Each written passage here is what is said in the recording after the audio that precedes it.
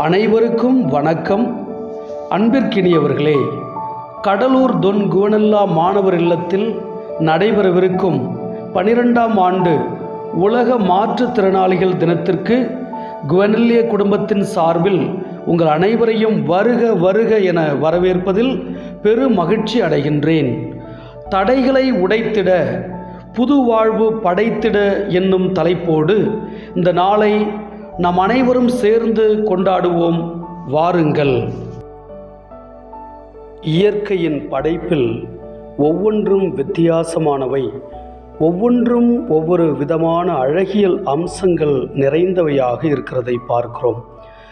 மனிதனும் அதுபோலவே ஒவ்வொரு மனிதரும் தோற்றம், குணம், திறமை என பல்வேறு விஷயங்களில் ஒருவரிடமிருந்து ஒருவர் வேறுபடுகின்றனர்.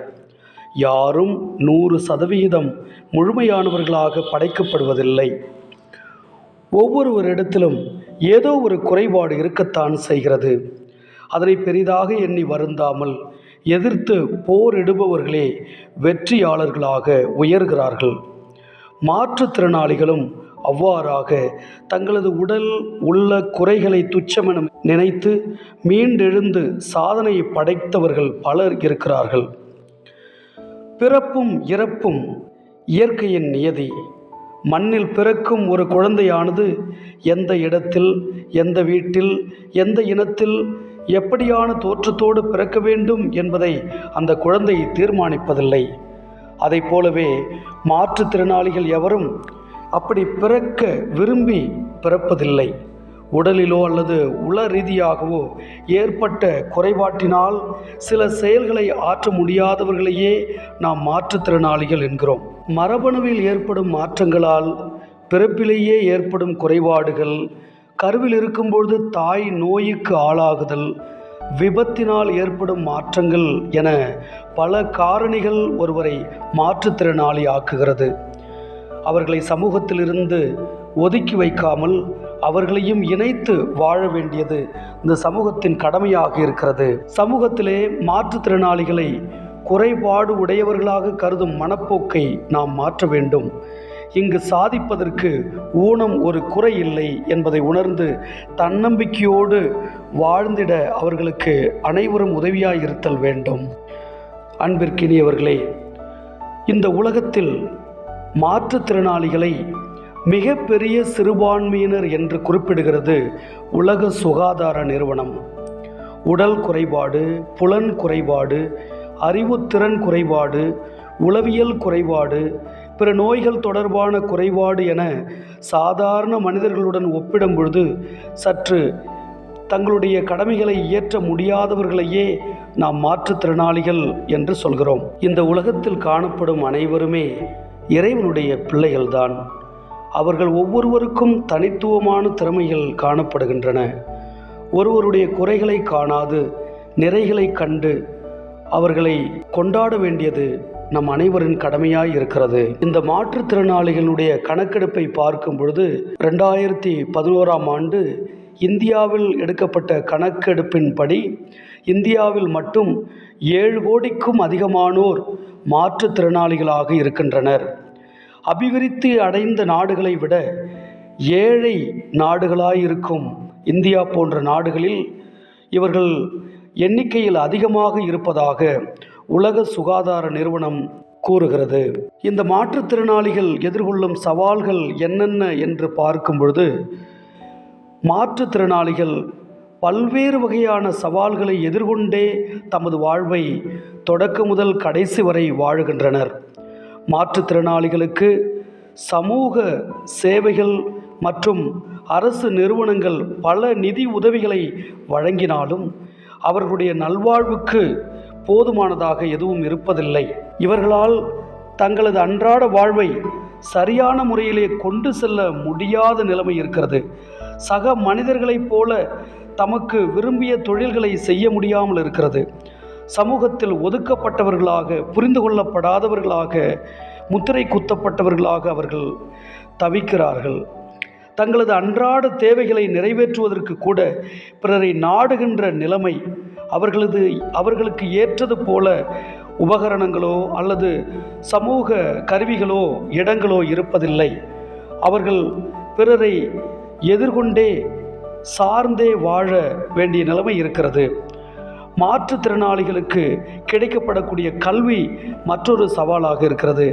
அவர்களுக்கு ஏற்ற சிறப்பு இயல்புகள் வாய்ந்த ஆசிரியர்களோ அல்லது கல்வி நிலையங்களோ இருப்பதில்லை. இவ்வளவு சவால்கள் நிறைந்த வாழ்விலும் சாதித்தவர்கள் பலர் இருக்கின்றார்கள். அவர்களுக்கு கிடைத்த நல்ல குடும்பமோ உறவுகளோ அல்லது சூழ்நிலையோ அவர்களை சாதனையாளர்களாக ஆற்றியிருக்கிறது. அவர்களுடைய நல்ல மனநிலையும் போராடும் குணமும் அவர்களை சாதிக்க வைத்திருக்கிறது என்றால் அது உண்மைதான். இந்த மாற்றுத்திறனாளிகளின் நம்பிக்கை நட்சத்திரமாய் இந்த உலகத்தில் வாழ்ந்தோர் பலர் இன்றும் பலர் வாழ்ந்து கொண்டிருக்கிறார்கள். அவர்களில் அன்பின் அப்போஸ்தலர் என்று புனித லூயிஸ் குவனெல்லா அவர்கள் இந்த மாற்றுத்திறனாளிகளை புரிந்து கொண்டு அவர்களை அன்பு செய்து அவர்களுக்காக இல்லங்களை திறந்து அவர்களுடைய மேம்பாட்டிற்காக தன்னுடைய வாழ்வையே அர்ப்பணித்தார் என்றால் அது உண்மை. தன்னுடைய சீடர்களை சகோதரிகளாகவும் அருட்தந்தையர்களாகவும் அவர்களுக்கு 2 சபைகளை திறந்து அன்பின் பணியாளர்கள், இறை பராமரிப்பின் மரியன்னை மகளிர் என அந்த சபையினர் மூலமாகவும் இவர்களுக்கு தன்னுடைய பணியை தொடர்ந்தார். ஆகவே குவனெல்லியன்ஸ் என்று சொல்லப்படக்கூடிய குவனெல்லிய குடும்பத்தினர், குவனெல்லிய அருட்தந்தையர்கள், குவனெல்லிய அருட்சகோதரிகள் இந்த உலகின் 24 நாடுகளில் இந்த அன்பு பணியை தொடர்ந்து ஆற்றி வருகிறார்கள். இந்தியாவிலே பல இடங்களில் சிறப்பு பள்ளிகள், இல்லங்கள் மூலமாக இவர்களுக்கு அவர்களுடைய பணியை ஆற்றி கொண்டிருக்கிறார்கள். இந்தியாவில் சென்னை, பெங்களூரை தொடர்ந்து கடலூரிலும் மற்ற இடங்களில் திண்டுக்கல், கும்பகோணம், மதுரை போன்ற இடங்களிலும் கூட ஒவ்வொரு வருடமும் டிசம்பர் 3ஆம் தேதி அல்லது அதை ஒட்டி இருக்கிற சனி அல்லது ஞாயிற்றுக்கிழமைகளில் அவர்கள் உலக மாற்றுத்திறனாளிகள் தினத்தை கொண்டாடுகிறார்கள். ஆகவே அந்த நாளிலே இந்த சுற்றுப்புறத்தில் இருக்கிற மற்ற கல்வி நிலையங்கள், மற்ற மாற்றுத்திறனாளிகள் அனைவருடைய ஒத்துழைப்போடும் அவர்கள் இந்த தினத்தை சிறப்பிக்கிறார்கள். கடலூரிலே இந்த வருடம் 12ஆம் வருடமாக இந்த மாற்றுத்திறனாளிகள் தினத்தை நாங்கள் கொண்டாடுகின்றோம். தடைகளை உடைத்திட புது வாழ்வு படைத்திட என்னும் தலைப்போடு இந்த மாற்றுத்திறனாளிகள் தினத்தை நாங்கள் டிசம்பர் 15ஆம் தேதி ஞாயிற்றுக்கிழமை கொண்டாடுகிறோம். இதிலே கடலூரை சுற்றி இருக்கிற பல அன்பு நிறுவனங்கள், இந்த மாற்றுத்திறனாளிகளுக்காக பாடுபடுகிற பணி செய்கின்ற நிறுவனங்களோடு இணைந்து இந்த மாற்றுத்திறனாளிகளுடைய தினத்தை டொன் குவனெல்லா பாய்ஸ் ஹோம் இல்லத்திலே நாங்கள் கொண்டாடுகிறோம். இந்த நாளிலே ஏறக்குறைய 25 நிறுவனங்களிலிருந்தும் சங்கங்களிலிருந்தும் மாற்றுத்திறனாளிகள் இந்த தினத்திலே பங்கெடுக்கிறார்கள். கடலூரை சுற்றியுள்ள நிறுவனங்களிலிருந்து ஒவ்வொரு வருடமும் இவர்கள் பங்கெடுக்கிறார்கள். இந்த நாளை எப்படி சிறப்பிக்கிறோம் என்றால், இந்த மாற்றுத்திறனாளிகள் அனைவரையும் அழைத்து வந்து அல்லது அவர்களாகவே வருகிறார்கள். இந்த நாளிலே அவர்களை கதாநாயகர்கள், கதாநாயகிகளாக சிறப்பிக்கிறோம்.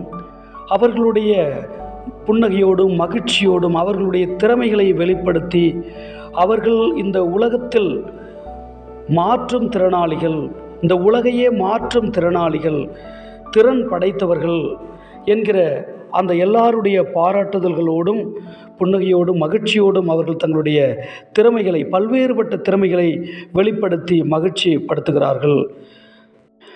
கூடியிருக்கிற அனைத்து மக்களுக்கும் இந்த மாற்றுத்திறனாளிகளுடைய உரிமைகள், அவர்களுக்கு இந்த சமுதாயம் பட்டிருக்கிற கடமைகள் எல்லாவற்றையும் பற்றி அறிவுறுத்தப்படுகிறது.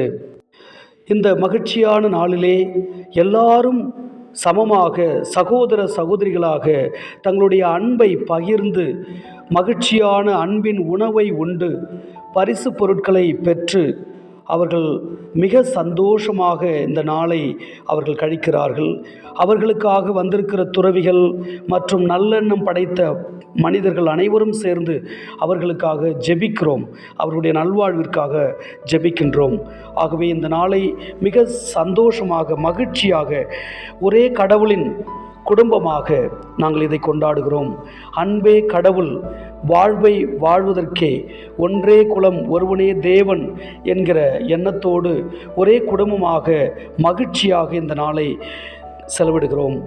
ஆகவே இந்த நாளில் நாம் அனைவரும் தெரிந்து கொள்ள வேண்டிய ஒரு விஷயம், அனைவரும் கடவுளின் சாயலில் படைக்கப்பட்டிருக்கிறோம்.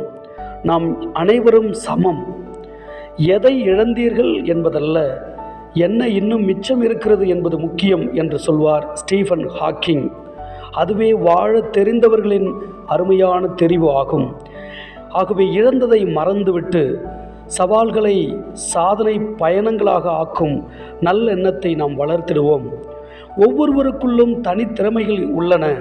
அந்த திறமைகளை கண்டுபிடித்து அதை பட்டை தீட்டி பறந்து விரிந்த இந்த உலகத்தில் சிறகு விரித்து பறக்க தன்னம்பிக்கையை நாம் பெற்றிடுவோம். அது ஒன்றே போதும். துணிந்தவன் எப்பொழுதும் தோற்பதில்லை. நாம் அனைவருக்கும் தோள் கொடுக்கும் நல்ல மனிதர்களாக வாழ முற்படுவோம். எந்த ஒரு விஷயத்திலும் திறமையும் கடின உழைப்பும் மாத்திரம் இருந்துவிட்டால் போதும், நாம் சிறந்த சாதனைகளை படைத்திட முடியும். இதை இந்த மாற்றுத்திறனாளிகள் கூட இந்த உலகத்தில் சாதித்து காட்டியிருக்கிறார்கள். ஆகவே இந்த உலகத்தில், அழகான இந்த உலகத்தில் பல சாதனைகளை புரிய தன்னம்பிக்கையை நாம் எடுத்துக்கொள்வோம், வாழ்ந்து காட்டுவோம். வாழ்க்கையே போர்க்களம், வாழ்ந்துதான் பார்க்கணும் என்று சொல்வார்கள். ஆகவே ஒருவர் மற்றவருக்கு உறுதுணையாய் இருப்போம். அன்பையே நம் ஆடையாக கொண்டிருப்போம். இரக்கத்தான் பிறந்தோம், அதுவரை இரக்கத்தோடு இருப்போம் என்று அன்னை தெரசா சொல்வார். ஆகவே இரக்கத்தோடு வாழ்ந்து வாழ வைத்து நாம் நல்ல வாழ்க்கையை ஏற்படுத்தி கொடுப்போம். நன்றி.